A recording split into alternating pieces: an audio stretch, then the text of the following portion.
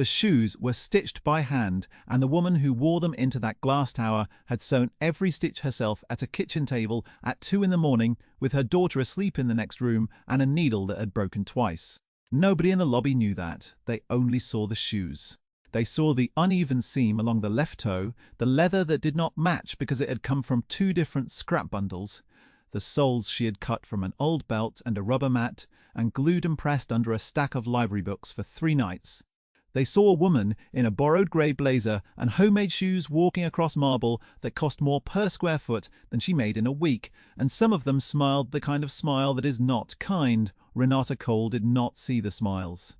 She was counting 11 floors, 2 elevators, 1 front desk where she had to say her name and the name of the man she was there to meet, and she said both clearly because she had practiced saying them in the bathroom mirror that morning while her daughter braided her own hair and told her she looked like somebody important. She did not feel like somebody important. She felt like a woman who had walked the last half mile because the bus fare and the parking would have been $4 she did not have, and $4 was a carton of eggs and half a loaf of bread. What none of them knew, not the front desk, not the 2 young men by the coffee machine who looked at her feet and looked at each other, was that the person who would decide whether Renata got this job had been watching the lobby on a small screen in his office for the better part of 20 minutes, and that he was not watching her shoes. He was watching her hands. Stay with me, because the reason a man who could buy any shoes in the world cared about a pair of handmade ones is the whole of this story. And it is not the reason you are expecting. Renata was 34 years old. She had a daughter named Joy who was 9, and a 1-room apartment above a laundromat where the floor stayed warm in winter, and the noise never fully stopped, and she had not had steady work in 14 months. Before that, she had cut and shaped leather for a small company that made bags and belts and, for a few good years, shoes. Until the owner died, and his children sold the building to people who wanted condos, and 40 people lost their trade in a single afternoon. Renata had been the best hand on the floor. The old man used to walk the lengths of the cutting tables and stop at hers and say nothing, which from him was the highest praise there was. When the doors closed, he shook her hand and told her she had a gift, and that gift did not pay rent. She had applied to everywhere a person can apply. Warehouses, where the application was a touchscreen that timed out before she finished. A call center that hired her for a week and let her go when the contract they were staffing fell through. A hospital laundry where she folded sheets for 11 days and was told kindly that they had only needed her through the holiday. She took what she could get. A week here, 3 days there, a holiday rush that ended the day after the holiday. She kept a list of every place she had applied in a spiral notebook. 100 and some entries by the end, each one a small door that had opened an inch and closed, and she stopped reading the list because reading it made her hands shake. She sold the good sewing machine first, the heavy industrial one she had bought used and paid off over 2 years, because it was worth the most and because keeping it felt like lying to herself about what was happening. A man came in a van and gave her $300 and carried it down the stairs, and she watched it go out the door of the laundromat and into the back of the van, and she kept the old one, the small home machine that skipped stitches and had to be coaxed, because a person has to keep one thing. Then she sold her mother's ring.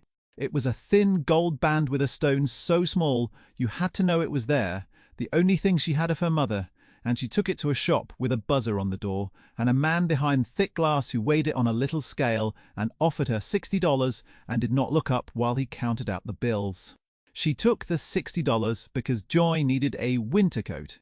She walked home the long way so the cold would have a reason to be on her face, and she did not cry until Joy was asleep, and then she sat on the bathroom floor with the water running so the sound would cover it the way her own mother used to.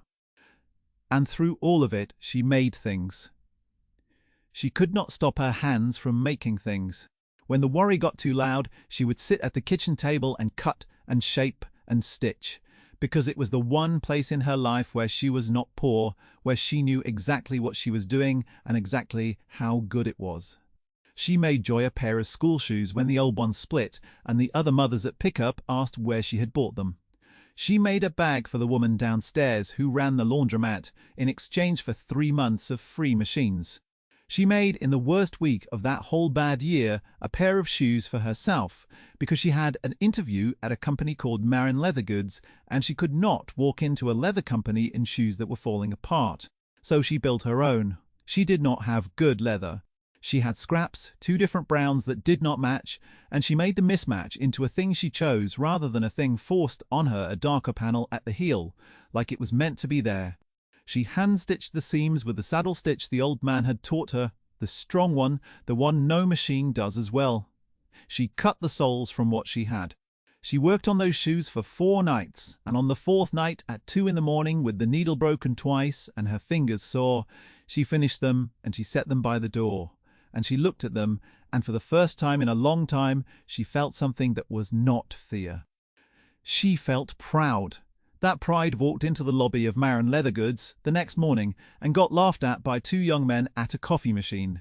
The reception area was all glass and pale stone, and the company logo was a single clean line, and everything about the place said that money had touched it recently and often. A woman at the desk took Renata's name and asked her to sit, and she sat, and she kept her feet tucked under the chair, not because she was ashamed exactly, but because she had learned that it was easier to keep a small thing safe than to defend it. The 2 young men by the coffee machine were maybe 25. They wore shoes that gleamed, the kind that come in boxes with tissue paper, and one of them said something to the other, low. And they both looked at Renata's feet, and they both smiled. She heard the word. The young man did not say it cruelly so much as carelessly, which is its own kind of cruel.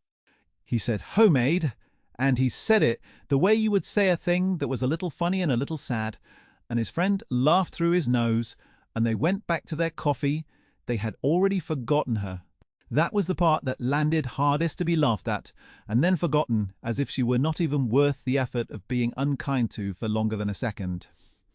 Renata looked at her shoes. She had been proud of them at 2 in the morning. In the glass light of that lobby, next to those gleaming boxes with tissue paper shoes, she let herself wonder for one cold moment if the young men were right, if the proud thing she had made was just a poor thing after all, if everyone could see exactly where she came from the second she walked in the door. Then she made herself stop. She had a daughter who thought she looked like somebody important. She had a saddle stitch in those seams that would outlast every machine-made shoe in that lobby. She sat up straighter, and she put her feet flat on the floor, both of them, where anyone could see, and she waited upstairs. On the small screen, the man who owned the company leaned closer. His name was Elias Marin.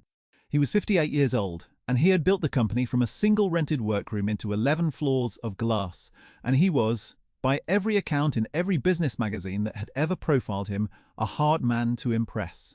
What those magazines did not know, what almost nobody knew, was that Elias had not chosen this interview. His head of hiring had chosen it from a stack of applications because Renata's resume listed 8 years at a small shop that no longer existed, and the head of hiring had thought, in passing, that the experience might transfer. Elias had only wandered into the room and glanced at the screen because his assistant had left it on. He had meant to glance and leave. He did not leave. He watched a woman in mismatched homemade shoes sit down and tuck her feet under a chair. And something about it stopped him. And then he watched the 2 young men laugh, and watched her look down at her own feet, and watched her decide something, and put both feet flat on the floor where the whole world could see them. And Elias, who was a hard man to impress, found himself impressed, though not yet by anything he could have named. He told his assistant he would take the interview himself. I want you to hold on to those shoes, the homemade ones with the mismatched brown, because everything that is about to happen comes back to them, and the why of it is going to ache in the good way before we are done. When they called her name, Renata stood and walked to the elevator, and a young woman with a clipboard rode up with her and made small talk about the weather, and Renata answered kindly and noticed that the young woman did not look at her shoes at all and was grateful for it. The elevator opened on a floor that was quieter than the lobby, carpeted, lined with framed photographs of leather goods shot like portraits. At the end of the hall was an office, and in the office was a man she recognized from a magazine cover she had once seen at a doctor's office, and her stomach dropped because she had expected a hiring manager and she had gotten the owner. Elias stood when she came in. That was the first surprise. Men like him did not usually stand for women like her. He shook her hand, and his grip was a working man's grip, harder and rougher than the glass tower had led her to expect, and he gestured to a chair, and she sat, and this time she did not tuck her feet away. She had decided that downstairs, whatever this was, she would meet it with both feet on the floor. He asked her about the old shop. He asked the right questions, the ones only someone who knew the trade would ask, about cutting and grain and waste, about how she handled a hide with a flaw running through it, about the difference between a stitch that looks strong and a stitch that is strong. He asked her how she would lay a pattern on a hide to lose the least leather, and she answered, and he asked a follow-up that proved he already knew the answer and was only checking whether she did, and she gave it, and a corner of his mouth moved. He asked her what she would do with a hide that had a brand scar running through the best part of it, the part you most wanted, and she told him you cut around it and you build the scar into the design where you can, a strap, a back panel, a place the eye accepts it, and that you never pretend a flaw is not there, because the leather always tells the truth, eventually, and it is better to tell it first. He nodded slowly at that, as if she had said something he had been waiting a long time to hear someone say. And Renata, who had been bracing for the kind of interview where she would have to translate her whole life into words the glass tower would respect, found herself simply talking shop with a man who understood every word. She forgot to be nervous. She told him about the old man and the cutting tables and the silence that meant praise. She told him about waste, about how the old man could not bear it, how he saved every scrap big enough to matter, how she still could not throw good leather away, how it felt like throwing away an hour of somebody's life. She told him about the morning the old man had caught her about to discard a piece the size of her palm and had picked it out of the bin and set it back in front of her and said nothing, just looked at her until she understood, and how she had never thrown away a usable scrap since, not in 8 years, not in the 14 months since. Not even when she had no work and no reason to save leather, and saved it anyway out of a habit that had become something closer to a faith. Elias listened. He listened the way the old man used to listen, which is to say completely, and Renata did not yet understand why that was, but she would. Then he asked her about her shoes. He did not ask it the way the young men had said it. He asked it the way one craftsman asks another, leaning forward, his eyes on the seams. He asked if she had made them. She said yes.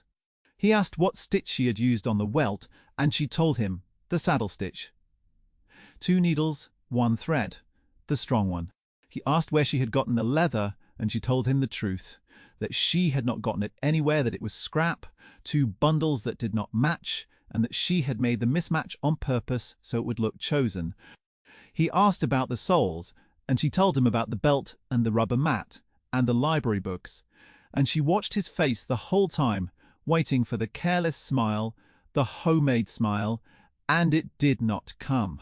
What came instead was a silence. He looked at those shoes for a long moment, and then he looked at her hands, the same hands he had been watching on the screen, and he asked her a question that had nothing to do with the job, or so it seemed.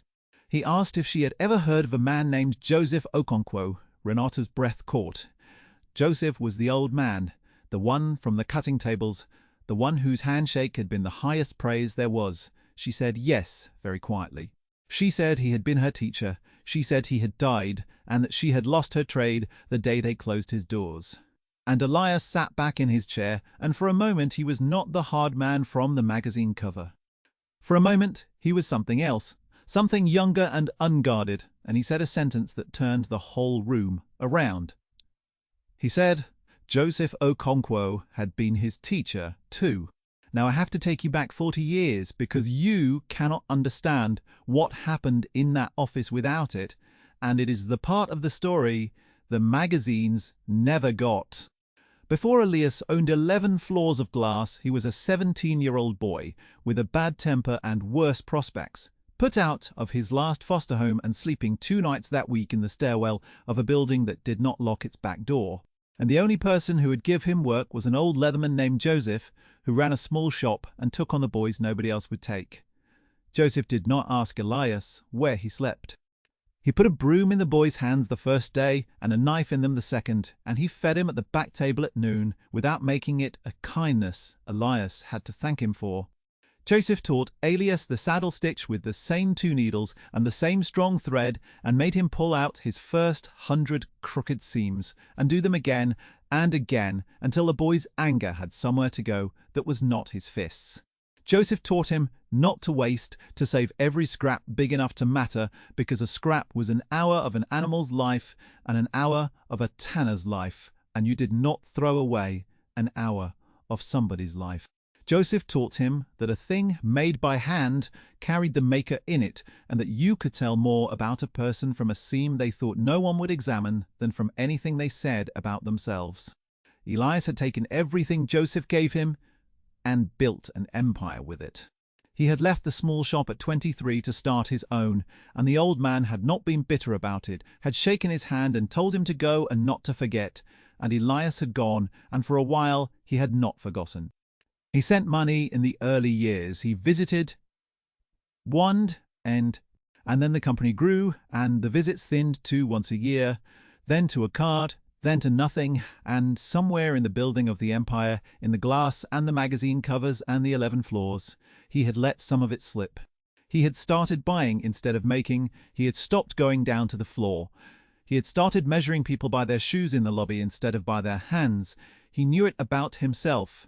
It was the quiet shame underneath the success, the thing he did not say in interviews, that the old man would not have recognized the company that bore the old man's lessons, and that Elias had not gone to the funeral, had sent flowers and a note and a junior executive in his place, because he could not stand to stand at that grave and be seen for what he had let himself become. And then a woman walked into his lobby in shoes she had stitched herself with Joseph's own stitch. Scraps saved because she could not bear to waste an hour of somebody's life. The mismatch turned into a choice, and Elias had felt the floor of his whole life tilt, because he was looking at the thing he had lost, walking across his marble dot, getting laughed at by the young men he had hired. He did not tell her all of that in the office. He told her some of it. He told her that Joseph had been his teacher, and Renata's eyes filled, and the 2 of them sat in that quiet carpeted room as something passed between them that had nothing to do with hiring, the recognition of 2 people who had loved the same teacher and carried the same lessons through very different lives. Elias asked her, his voice not quite steady, whether Joseph had still been saving his scraps at the end, and Renata said yes. She said he never stopped. She said there was a drawer, a wide flat drawer, under the 3rd cutting table where he kept the pieces too good to throw away, and that, on the last day, when the doors closed, he had opened that drawer and given every hand on the floor a scrap to keep, and that she still had hers. She reached into her bag. She had brought it without quite knowing why, the way you bring a small, brave thing to a place that frightens you.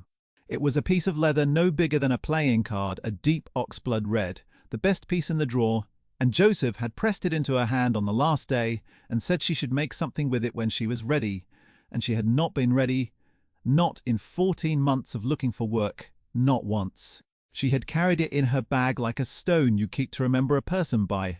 She set it on Elias's desk. Elias looked at the oxblood scrap, and he did not touch it, and when he spoke his voice had gone rough. He said he knew that piece. He said Joseph had shown it to him once, years ago, on one of the rare afternoons Elias still went back to visit, and that Joseph had said it was the finest scrap he had ever saved, and that he was keeping it for the right pair of hands. Elias looked from the leather to Renata's hands, and the whole thing closed like a circuit, and neither of them said anything for a while. It was the witness who came in then, and you should know about her, because she had been quietly making this possible from the start. Her name was Tessa, and she was the head of hiring, the one who had pulled Renata's application from the stack. Tessa had spent 11 years at the company, and she had watched the lobby change, watched the young men in their gleaming shoes get hired faster than the people with worn hands and real years behind them, and it had bothered her in a way she could not always put words to. When she saw Renata's résumé, 8 years at Okonkwo's shop, she had felt something click, and she had put it on top of the stack on purpose, and she had hoped. She came in now with a folder, and she stopped when she saw the oxblood leather on the desk and the look on Elias's face, and she understood that something had happened that was bigger than a hire. The day was not done teaching its lesson, though, and the two young men from the coffee machine were about to learn theirs, not through anyone's vengeance, but through the plain unfolding of the truth. Because the position Renata had applied for was a junior one, a cutting floor job, entry level, the kind of job the young men by the coffee machine considered beneath them. They were management trainees. They had business, degrees, and gleaming shoes, and they had been told they were the future of the company. And Elias, sitting in his office with an oxblood scrap on his desk and 40 years of a dead man's voice in his ears, had just decided to change a number of things about the future of his company. He did not call the young men in to humiliate them. That was not how the lesson would land, and it was not who he had decided in the last 20 minutes to be again. Instead, he asked Renata if she would do something for him. He asked if she would walk back down to the lobby with him. They rode the elevator down together, the owner of the company and the woman in homemade shoes, and Tessa came too, and when the doors opened on the lobby, the two young men were still there, by the coffee machine, and they straightened up fast when they saw Elias, because they knew exactly who he was. Elias walked them over. He introduced Renata by name, and he said her name clearly, the way she had practiced saying her own in the mirror that morning. He said she was the most qualified person who had walked through those doors in a year.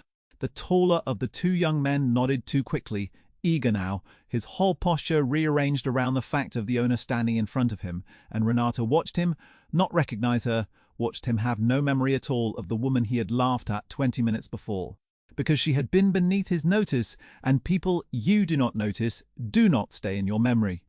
And then he looked down at her shoes, the way a person looks before they can stop themselves, and she saw the moment it came back to him, saw the colour leave his face. Elias asked the two young men a question. He asked if either of them knew what stitch was used on the welt of a hand-sewn shoe. They did not know. Of course, they did not know. They had degrees in business and shoes that came in boxes, and they had never held a needle in their lives. The shorter one opened his mouth and closed it. The taller one looked at the floor. The silence stretched, and it was a different silence than the one upstairs. Not the silence that means praise, but the silence that means a person has just understood something about himself that he would have paid money not to understand. And one of them tried to laugh it off, the same nervous laugh from the coffee machine. And this time the laugh died in the glass, and the stone with nobody to catch it. Elias did not raise his voice. He did not need to. He told them quietly that the woman they had laughed at 20 minutes ago could do something with her hands that neither of them, with all their education, could do, and that the company they worked for had been built by a man who could do that thing, and that he was ashamed it had taken homemade shoes to remind him. He told them that was all. He did not fire them. He told them to go back to their desks and think about what they actually knew how to make. And the two young men went, and the worst thing that happened to them was that they had to live.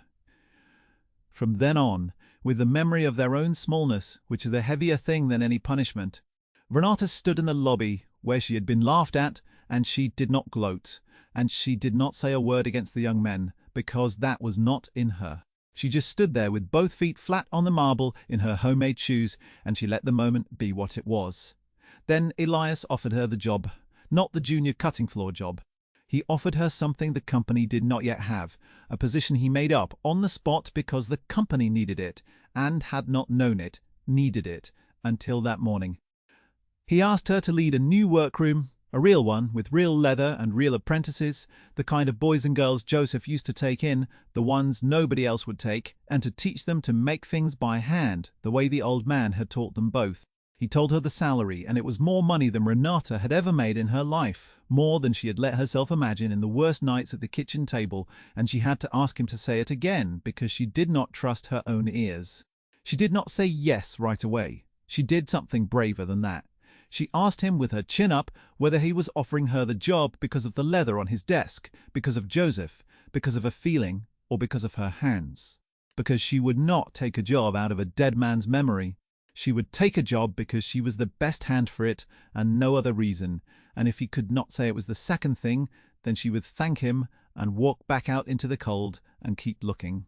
And Elias looked at her for a long moment, and something in his face said the old man would have liked this woman very much. He told her it was her hands. He told her the leather and the memory had made him watch, but that he had hired plenty of people. He felt sentimental about and fired most of them, and that he was offering her this because in 20 minutes of talking shop she had shown him a level of skill and judgment and care that he had not seen on his own floors in a decade.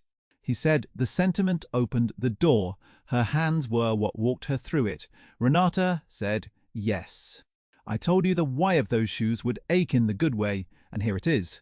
The thing the young men at the coffee machine could not have understood if you had explained it to them for 100 years. The shoes were not a sign of how poor she was. The shoes were the single best proof of how good she was. Anyone can buy a gleaming pair in a box with tissue paper.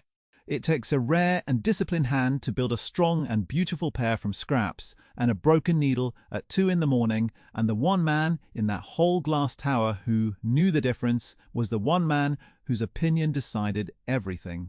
They laughed at the very thing that got her the job. That is the whole story, and it is not a coincidence, and it is not luck. It is the world keeping a longer memory than the people who laugh. I am not quite done though, because the best part of a story like this is not the moment the door opens. It is what a good person does once she is through it. Renata started the next Monday. She walked into a real workroom on the 4th floor, a space Elias had cleared in a week. With good light from a wall of north-facing windows and long tables, the colour of old butter and the smell of leather she had missed, like a person misses a voice. She stood in the doorway the first morning and did not go in for a moment because the smell undid her, the tannin and the oil and the faint sweetness of it. And she was 9 years gone and standing at the back of Joseph's shop, again being handed a broom. Then she went in. There was a wide, flat drawer she had asked for built under the central table, the same as the one she remembered, and she ran her hand along its edge. And she began, from her first day, to save the scraps too good to throw away, because she could not bear to waste an hour of somebody's life, and because she was going to need them. She laid out her tools, the few good ones she had never sold, the all with the handle worn to the shape of her grip, and she set them where her hand would find them without looking, and she stood at the head of a long empty table, in a room that was hers, and she let herself believe it for exactly 1 minute before the work began. She brought in apprentices the way Joseph had. She did not look at their shoes. And she looked at their hands and at something behind their eyes that she had learned to recognize, the thing that wants to make and has never been given the chance. She took on a boy of 16 named André, who had been suspended from 2 schools and who sat down at her table, sullen and certain he would fail, his hood up, his arms crossed, daring her to give up on him the way everyone else had. She did not give up on him, she did not lecture him either. She put a needle in his hand and a piece of scrap leather in front of him and showed him the saddle stitch, 2 needles, 1 thread, over and under. And she made him do it badly, and then less badly, and then again, and she sat with him the first afternoon and did not let him quit, and she did not let him see how much she wanted him not to quit. The first week he barely spoke, the second week he pushed his hood back without noticing he had done it. 3 weeks later, he made her a wallet, lopsided and overworked, the stitches too tight in one place and too loose in another, and entirely his own, and he held it in both hands and could not stop looking at it, the way she had not been able to stop looking at her finished shoes at 2 in the morning. He asked her, not quite meeting her eyes, whether it was any good. She told him the truth, that it was a beginner's wallet, and that she could see every place he had fought it, and that it was the best first wallet she had seen in years, and both of those things were true at once. She knew that look on his face. She had built a whole new life out of that look. Joy came to the workroom on a teacher training day that spring and sat at the end of her mother's table swinging her feet and watched her mother move down the line of apprentices the way the old man used to move down the cutting tables, stopping, saying little, the silence that means praise. On the way home, Joy asked her mother if she was somebody important now. And Renata thought about the question, and she did not give the easy answer. She told her daughter that she had always been important, that the job had not made her so, that the job had only let other people finally see it. She told Joy that the most important things a person does are usually the quiet ones nobody is watching, the scraps saved, the stitch done strong when no one will ever check, the proud thing made at 2 in the morning when the whole world is asleep and laughing somewhere else. Joy did not fully understand it yet. She would. The Oxblood scrap sat in a small frame on Renata's workroom wall. The deep red leather Joseph had pressed into her hand and called the finest he had ever saved, kept for the right pair of hands. She had not made anything with it. She had decided she never would. Some things are not for making into other things. Some things you keep exactly as they are, to remember what they cost and what they meant, and to remind you, on the hard days that still came, that a man who knew leather better than anyone alive had looked at her empty hands 14 months out of work and seen, before she had a single thing to show for herself, the finest pair of hands he could leave it to. A year later, the company that had measured people by their shoes in the lobby had a different lobby. Elias had taken down some of the framed photographs and put up, instead, work made by Renata's apprentices, the lopsided early wallets and the steadily better bags and belts and, eventually, shoes, each one with a small card that gave the maker's first name, and nothing else, no last name, no story, just the work and the hand that made it. The young men in gleaming shoes still came through the lobby, and yet the company they walked into was slowly becoming. Again, the company Joseph had taught 2 of his students to build, one of them late, the other right on time. And Renata Cole, who had walked the last half mile to save $4, who had sewn her own shoes with a broken needle because she could not walk into a leather company in shoes that were falling apart, came to work every day in a new pair she had made for herself. Good leather now, matched if she wanted it, and mismatched if she chose, with a saddle stitch on the welt that would outlast the building, and she never once tucked her feet under her chair again. Have you ever made something with your own hands that someone else looked down on, not knowing it was the best thing about you? Tell me about it, because I think the world has a longer memory than we give it credit for. And somebody out there needs to hear that the quiet, faithful thing they made at 2 in the morning is going to come back for them. And if this story stayed with you, there is another one I want to tell you, about a man who shined shoes outside an office tower for 19 years, and the morning the building's owner finally looked down and recognized his own father's face. The homemade shoes are in a glass case now on the 4th floor by the door of the workroom where the apprentices come in. Renata put them there herself. There is no card under them, no name, no explanation. The new hires always ask about them, the mismatched brown, the saddle stitch, the soles cut from a belt and a rubber mat, and Renata always tells them the same thing, that someone laughed at those shoes once in a lobby downstairs a long time ago. Sews, and then she puts a needle in their hands and she shows them the strong stitch, the one no machine does as well, and she lets them find out the rest for themselves.